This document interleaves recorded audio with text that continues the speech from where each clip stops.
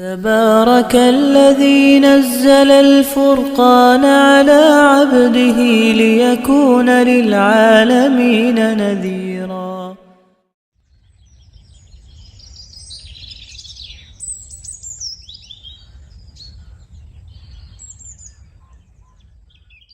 بسم اللہ الرحمن الرحیم. ناظرین، اللہ تبارک و تعالیٰ کے حکم پر عمل کرتے ہوئے نبی کریم صلی اللہ علیہ وسلم اور صحابہ کرام نے سن 2 ہجری ماہ رمضان المبارک میں بدر کا معرکہ لڑا. آئیے اس ایمان افروز واقعے کے بارے میں کچھ جانتے ہیں. ناظرین، سن 2 ہجری ماہ رمضان المبارک کو آپ صلی اللہ علیہ وسلم مدینہ منورہ سے تقریباً 150 کلومیٹر دور بدر کے مقام پر تشریف لے گئے. آپ صلی اللہ علیہ وسلم نے مقام روحہ پہنچ کر حضرت ابو لبابہ بن عبد المنذر کو مدینہ منورہ کا قائم مقام حاکم بنایا اور انہیں مدینہ واپس بھیج دیا. ناظرین، قریش کا ایک بہت بڑا تجارتی قافلہ ابو سفیان بن حرب کی قیادت میں شام کی طرف جا رہا تھا. قافلے میں لاکھوں دراہم کی مالیت کا مال و اسباب اونٹوں پر لدا ہوا تھا. مسلمان چونکہ مکہ میں قریشیوں کے جان لیوا مظالم کو سہ چکے تھے، اس لیے وہ اس بات کو بخوبی جانتے تھے کہ اگر قریش کی معیشت مضبوط ہوئی تو اسلام کو مٹانے میں ذرہ برابر تعامل نہیں کریں گے. حفظ ما تقدم کے اصول کے مطابق مسلمانوں نے اس قافلے کو روکنے کی کوشش کی تاکہ کافروں کی عسکری طاقت کی بنیاد ہی مسمار ہو جائے اور انہیں مسلمانوں پر حملہ کرنے کا موقع نہ ملے. لیکن قافلہ بچ نکلنے میں کامیاب ہو گیا. مسلمان اب اس انتظار میں تھے کہ کب یہ قافلہ واپس آتا ہے. قافلے کے واپس ہونے کی اطلاع ملی تو 12 رمضان المبارک سن 2 ہجری کو نبی کریم صلی اللہ علیہ وسلم 313 مسلمانوں کو ساتھ لے کر مدینہ سے روانہ ہوئے، جن میں 60 مہاجرین اور باقی انصار صحابہ تھے. دوسری طرف ابو سفیان کو جب مسلمانوں کی آمد کا علم ہوا تو اس نے ایک تیز رفتار گھوڑ سوار مکہ کی طرف دوڑایا اور قریش مکہ کے نام پیغام بھیجا کہ یہی موقع ہے اسلام کی شمع کو ہمیشہ کے لیے بجھا دینے کا. تم جلدی سے اسلحہ اور سواریوں سمیت پہنچو. قریش مکہ تو پہلے سے تیار بیٹھے تھے. 1000 سپاہی، 100 سواریاں، نیزے، بھالے، تلواریں، ڈھالیں اور جنگی ہتھیار سے لیس ہو کر مسلمانوں کی طرف بڑھنے لگے. ناظرین، بدر میں قریشیوں کی فوج نے پڑاؤ ڈالا. آپ صلی اللہ علیہ وسلم کو اس کا علم ہوا تو صحابہ کرام نے رائے دریافت کی.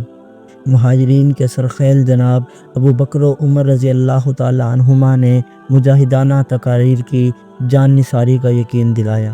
اس کے بعد حضرت مقداد رضی اللہ تعالیٰ عنہ کھڑے ہوئے اور فرمایا، ہم قوم موسیٰ جیسی بے وفا قوم نہیں جنہوں نے اپنے نبی سے کہا تھا کہ تم اور تمہارا رب جا کر لڑو، ہم یہیں بیٹھے ہیں، بلکہ ہم آپ کے دائیں بائیں، آپ کے آگے پیچھے آپ کی حفاظت کریں گے.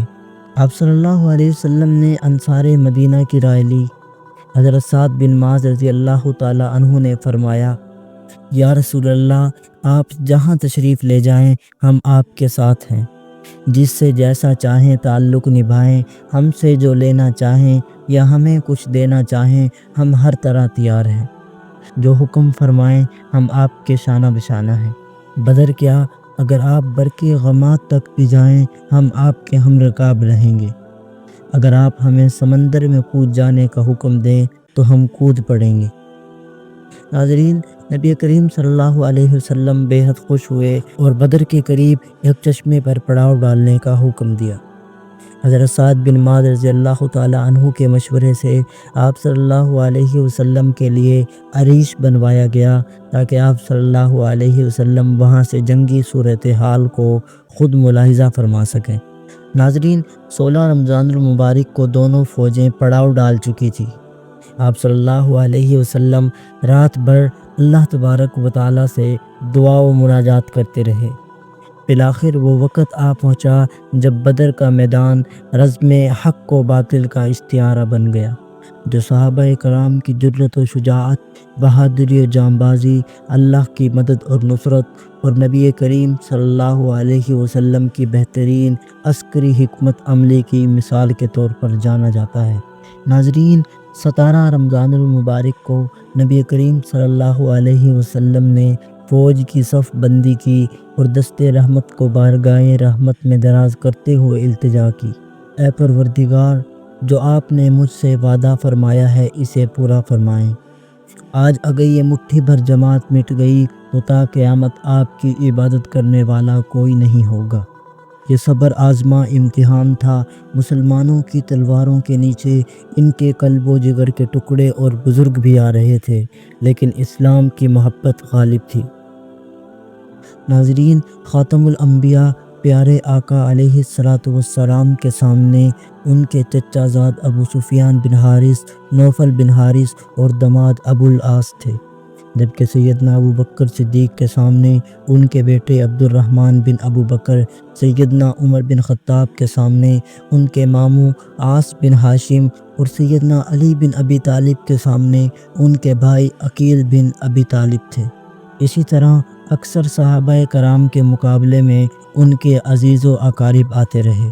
ناظرین، 2 انصاری بھائیوں حضرت معوذ بن عفرہ اور حضرت معاذ بن عفرہ رضی اللہ تعالی عنہما نے حضرت معاذ بن عمرو رضی اللہ تعالی عنہ کی معاونت سے ابو جہل کو زخمی کیا۔ آپ صلی اللہ علیہ وسلم نے فرمایا کہ دیکھ کر آؤ ابو جہل کا کیا بنا۔ حضرت عبداللہ بن مسعود رضی اللہ تعالی عنہ اس کی تلاش میں نکلے، دیکھا کہ ابھی زندگی کے کچھ آثار باقی ہیں۔ آپ رضی اللہ تعالی عنہ نے اس کے سینے پر چڑھے خنجر کو نکالا اور اس کا سر کاٹ کر آپ کے قدموں میں ڈال دیا۔ اس موقع پر آپ صلی اللہ علیہ وسلم نے 3 بار فرمایا، الحمدللہ الذی اعز الاسلام و اہلہ۔ اللہ تبارک و تعالیٰ کا شکر ہے کہ جس نے اسلام اور اہل اسلام کو عزت عطا فرمائی۔ ناظرین، اکرمہ بن ابی جہل نے حضرت معوذ رضی اللہ تعالی عنہ پر تلوار سے حملہ کیا، جس سے ان کا بازو کندھے سے لٹک گیا، لیکن شیر دل مجاہد اسلام پھر بھی لڑتے رہے۔ جب لٹکا ہوا بازو دشمن پر حملہ کرنے سے رکاوٹ بنا تو حضرت معوذ رضی اللہ تعالی عنہ نے اپنے ہاتھ کو پاؤں کے نیچے رکھ کر ایک جھٹکے سے جھٹک دیا۔ ناظرین، ابو جہل کے مرنے سے قریش مکہ کی ہمت کافی حد تک پست ہو گئی تھی۔ ان کے حوصلے جواب دینے لگے تھے، لیکن ان کی ایک امید ابھی باقی تھی، یعنی سردار امیہ بن خلف۔ پھر چشم فلک نے وہ نظارہ بھی دکھایا جب حضرت بلال حبشی رضی اللہ تعالی عنہ پر ستم ڈھانے والے امیہ کے جسم کو نیزی سے چھلنی کر دیا گیا۔ یہ وہ بدبخت انسان تھا جس نے آپ صلی اللہ علیہ وسلم اور صحابہ کرام کو بہت تکلیفیں پہنچائی تھی۔ ناظرین، دشمن کی صفوں بے کھلبلی مچ گئی۔ خدا کی طرف سے فرشتوں کی فوج اتری، کفر کے سرداروں کی لاشوں کے ڈھیر لگ گئے۔ 70 کفار مارے گئے، 70 کو قیدی بنا لیا گیا، جبکہ باقی دم دبا کر بھاگنے میں مجبور ہوئے۔ ناظرین، مسلمانوں کے 14 سپاہی شہید ہوئے۔ غزوہ بدر کے اندر تقریباً وہ تمام سرداران قریش مسلمانوں کی تلوار کا نشانہ بنے جو اللہ کے رسول اور آپ صلی اللہ علیہ وسلم کے صحابہ کرام کو تکلیفیں دیا کرتے تھے۔ ناظرین، غزوہ بدر سے فارغ ہونے کے 3 دن بعد آپ صلی اللہ علیہ وسلم اس کنویں کے قریب تشریف لائے جہاں کفار کے نامور مقتولین ڈالے گئے تھے۔ حضرت انس بن مالک رضی اللہ تعالی عنہ سے روایت ہے کہ رسول اللہ صلی اللہ علیہ وسلم نے بدر کے مقتولین کو 3 دن تک اسی طرح چھوڑے رکھا۔ پھر آپ صلی اللہ علیہ وسلم ان کے پاس آئے اور انہیں آواز دی اور فرمایا، اے ابو جہل بن ہشام، اے امیہ بن خلف، اے عقبہ بن ربیعہ، اے شیبہ بن ربیعہ، کہ تم نے وہ نہیں پا لیا جس کا تم سے تمہارے رب نے سچا وعدہ کیا تھا۔ میں نے تو وہ پا لیا جس کا میرے رب نے مجھ سے سچا وعدہ کیا تھا۔ حضرت عمر رضی اللہ تعالی عنہ نے نبی کریم صلی اللہ علیہ وسلم کا یہ فرمان سنا تو عرض کی، اے اللہ کے رسول، یہ تو مر چکے ہیں، یہ کیسے سن سکتے ہیں اور کیسے جواب دے سکتے ہیں؟ آپ صلی اللہ علیہ وسلم نے فرمایا، قسم ہے اس ذات کی جس کی قبضہ قدرت میں میری جان ہے، تم میری بات کو ان سے زیادہ سننے والے نہیں ہو، لیکن یہ جواب دینے کی قدرت نہیں رکھتے۔ پھر آپ صلی اللہ علیہ وسلم نے حکم فرمایا کہ انہیں گھسیٹ کر بدر کے کنویں میں ڈال دو۔